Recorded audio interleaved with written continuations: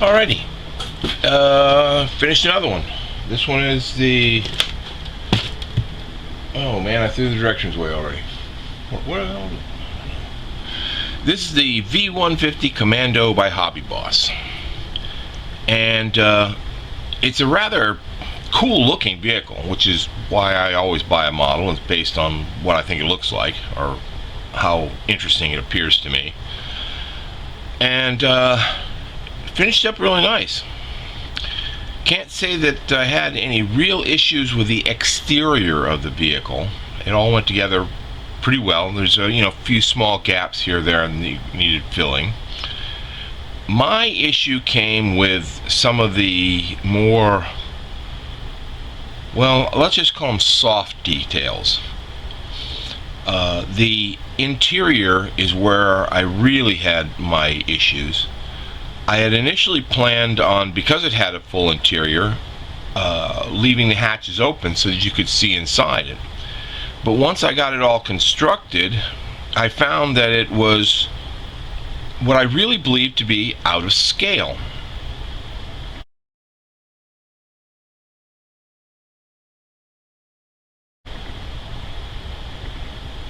The figure that will be hopefully placed in the inserted into the film here is a 35th scale Tamiya figure, and they are relatively close in size to the proper proportions, but you'll notice that it didn't fit anywhere near the seat size. The seat looked like it was for a 48th scale figure. The details that were on the inside are pretty sketchy, but which I could live with. They can be touched up and dealt with a little bit, but the injector pin marks or injector pin marks were massive, and in places where they would be seen, but they couldn't really be filled and sanded smooth. So in the end, I just opted to close it up, and I'm really kind of disappointed in that, considering it's a Hobby Boss. I've expected more. Now, there are a few details on the outside also that I had issue with. Primarily the straps on the fuel cans. They're molded to the cans themselves, and when put in place, they look like they roll underneath the can instead of attaching to the side of the bracket that the can sits in. So all the lower sections have been replaced with flattened out lead wire or PE sprue in order to get them to look like they're actually strapped into place. The only other real big issue that aggravated the crap out of me was the exhausts. Instead of molding individual pieces that could be glued into place, they molded them as one piece here. So instead of a round pipe, what you have is a rounded off square, rounded off on two sides square. There's actually filled in plastic. I mean, it's just a square instead of the pipe like comes out the end. I painted it so that just the edges were painted, and so you kind of get the illusion that it's a round pipe, but it's not. And that just, considering this is a Hobby Boss kit, I expected a lot more. I really did. It just was not what I considered to be living up to their standard. We did have one also issue. Another issue I had, I should say, is the point where the chain comes out of the winch. This piece is just really sadly molded. They could have, I should have scratch built it, and then I'd get the nice round rollers on the top and the bottom, but I didn't, and I kicked myself for that. The chain is, the very last step on the instructions have you putting this chain into place, but there's nothing inside to attach it to, and it's put in after everything's all buttoned up, or annotated in the instructions after everything's all buttoned up. So therefore, you really kind of have a difficult time, or would have a difficult time, gluing it down inside securely, and so to make it look like it's coming out of the winch. Now, I caught this before the end, and I ended up building a small take-up wheel inside. You can't see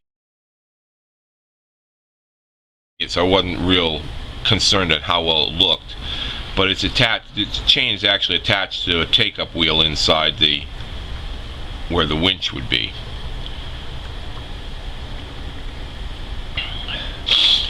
The hook was clear plastic, along with a number of the other pieces like the headlights, turn signals. For some reason, the backs of the mirrors. Now, I suspect that's so they could paint them silver and then put like maybe some clear resin or something over the top of them to give the mirror-like appearance. I like to use Mylar, so I don't know if it's going to show up real well, but Mylar from like an old streamer or balloon, to me, gives a really nice mirrored effect. So that's what I do to simulate the mirrors.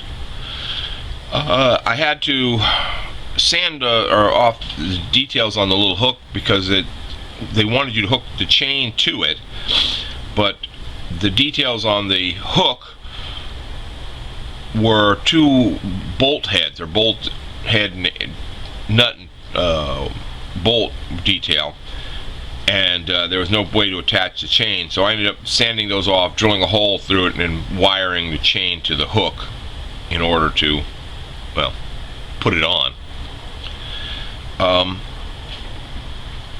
All the glass is painted with, again, they were all clear. They were painted on the back side with Tamiya clear blue. Trim outside was painted obvious body color. The rear lights were also clear, and they were painted on the back with the Tamiya red, and they look nice. My weathering products are primarily AK and Vallejo.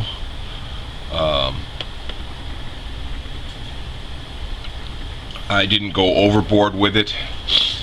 Apparently these were built during the Vietnam era. It's an older vehicle than I thought. I'd never seen one before, and doing my research on them, I found out they were kind of in that era, late 60s kind of time frame, for security on convoys, from the information that I got. Like I said, overall, I like the appearance of it. It's a really cool looking little vehicle. The exterior, I think, is kind of lacking on detail, but there might not have, I couldn't really find any detail for it. There were no markings, decal markings with the kit, nor could I find any, specific unit markings on any of the photographs I did find. Yeah, I think I have to say, like, the only thing real big was the quality control on it, and yeah, I don't think I'd really recommend it to anybody unless you're looking for, this particular vehicle. Wasn't real difficult to build, but I think you're going to be disappointed with the details, considering the kit, like I said, is a Hobby Boss, and you kind of expect more from name companies like that. Then that's about it. Thanks for watching.